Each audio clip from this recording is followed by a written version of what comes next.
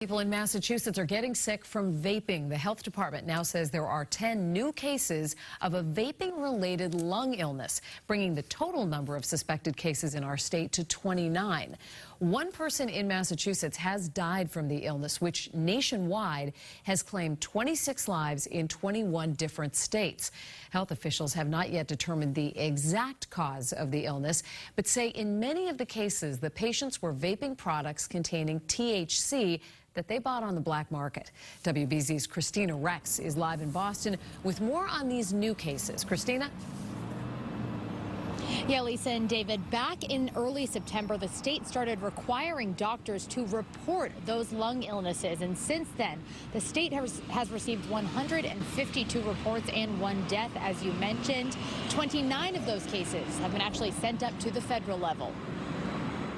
The cases, unfortunately, continue to come in. 10 new vaping illnesses in Massachusetts, but no new answers from the Department of Public Health's research. Both at the state level and the national level, we do not know the cause of these vaping-related pulmonary illnesses. Of the 29 cases in Massachusetts, 13 patients reported vaping THC only.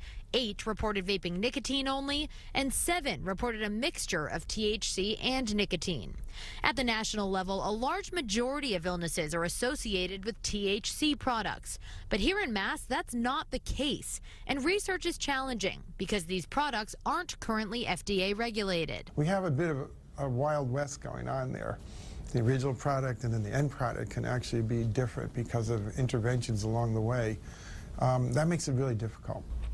Dr. David Christiani at Harvard Medical School researches vaping illnesses and says given inconsistencies among cases, Governor Baker's 4-month ban on sales is the only way to find a solution. Even one death is prevented, I think it's worth it. Because against what? Against financial interests? I mean, the health of the people in the Commonwealth comes first. Do you vape? Nope. Would you? No, honestly. The growing concern has some college students steering clear. But others in Boston who have vaped for years say it won't change their habits. No one really knows what it is, and I kind of just, I do it accepting the risks, and it is what it is.